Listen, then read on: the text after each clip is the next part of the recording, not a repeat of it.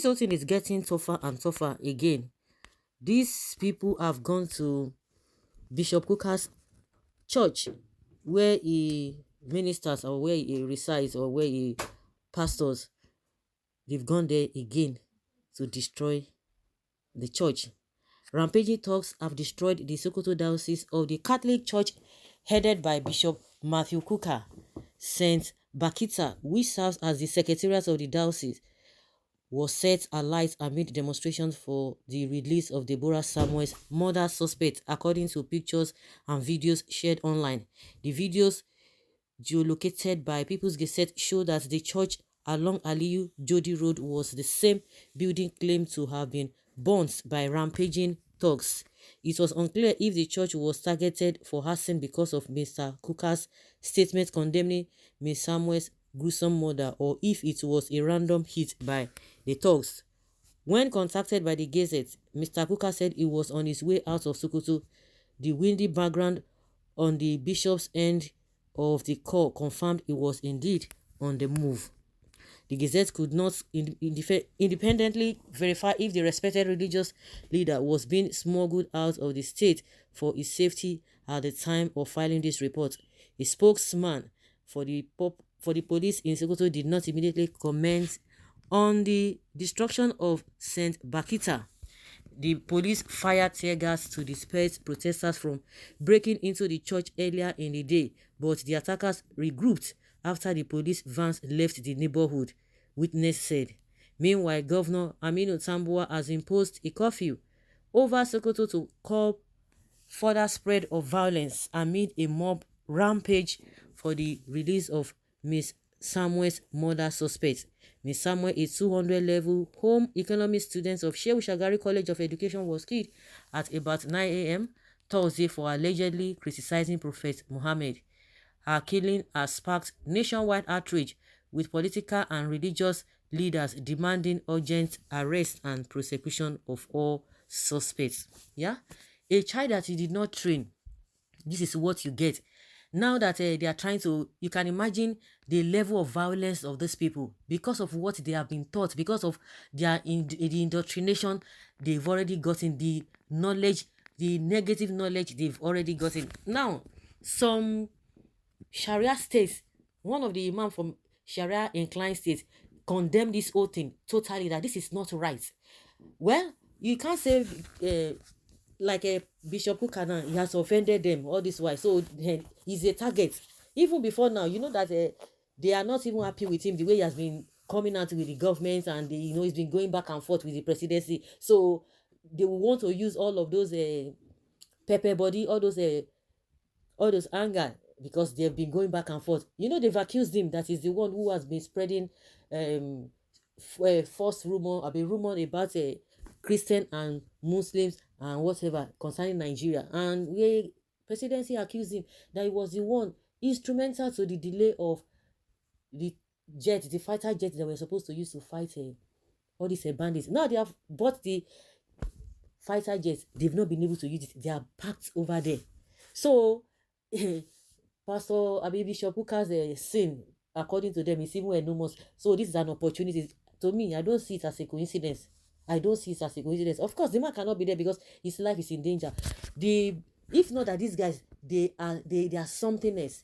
The same Sultan of Sokoto condemned this act. They went there, but they couldn't get there. They were not there. They were just chanting. But nobody even attacked them. Nobody went to go and counter their protest. They just left there and you just went straight. It was a deliberate act. It was not even the Christian people that reported them. It was the government itself that arrested these people. And now you are telling us that maybe it could be a coincidence. Bishop Kukah, I'm always calling him Pastor. Bishop Kukah's case is a deliberate act for them to go to his place. And you don't expect the man to be there. His life is not safe. There's no way he can be there. He has to be smuggled out. He has to run for his dear life. There are no two ways about it. This is becoming unbecoming. People will tell you, let us all stay our separate ways. Let's go our separate ways, but they don't want to. Nobody's going to be slave to anybody. The whole thing is glaring. See what Nnamdi Kanu has been talking. We will continue to mention Nnamdi Kanu's name because this is exactly what this guy has been talking about. Can we see it? And a lot of people are coming out to say, yes, Nnamdi Kanu said it, Nnamdi Kanu said it, They now want to even join Nnamdi Kanu in his agitation for Biafra. Because we can't continue like this, because these guys are adamant. It's what they want, is what they want. And they don't want fairness, justice, and equity. They don't want it. Intelligence gathering in our security agency is very, very poor. The security agencies should have known that these people were likely to attack Bishop Kukah, his church or his property, and prevented such. Divide Nigeria now for peace to reign. We can't even continue to live among this kind of people. I love the name you gave to them. Rampaging talk. May Allah's mercy be showered to you, Rugi. May Allah destroy everyone who is not saying the truth at this point in time. I'm getting myself prepared for a likely national disaster. To set the record straight, nobody has the monopoly of violence. Does this mean the curfew directive by the state government is just a verbal action? I pray for his safety. We are watching them down south. If they think they have monopoly to violence, we will do otherwise. The president should call his people to order. Otherwise, the entire country will start boiling. We may replicate the same thing down south. A very big shame to Governor Tambuwal. He wants to be president of the Nigeria, but can't even protect lives and properties in Sokoto. A big shame to Atiku Abubakar, who wants to preside over affairs of the country, Nigeria, but shamefully deleted his Twitter post condemning the murder of Deborah. He told us that he did not send his aid. Now that you are aware of the whole thing, so what is your stand? He has not said anything. I honestly know they will also look for other means to make it a crisis so they can start the normal killing and stealing of properties. My fellow brothers and sisters, Christians in the North, please keep safe and may God protect all of us in Jesus' name. Anything against Bishop Kukah's church is a premeditated act for speaking against bad governor. Of course now, who doesn't know? Who doesn't know? Who doesn't know that? We know that the coffee is just it's audio coffee. Why the Muslim youth move freely to perpetuate their destructive acts. And the end of the day, the other day when there was lockdown, they were not observing that lockdown. But down south here, they were killing people that were coming out. But over there, they say like they can't stay back at home. What they have been waiting for, Kukah have been their nightmare.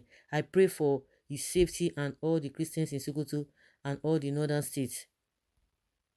Intelligence guarding of our country is so porous. At this point, all Christians figure in the state has to be guided by the security men. Will they do that? Knowing fully well that Bishop Kukah is the main target. Nobody's going to tell us otherwise now. We know all of that now. It wasn't a coincidence. So guys, I'll leave your comment down there below and let's have your take.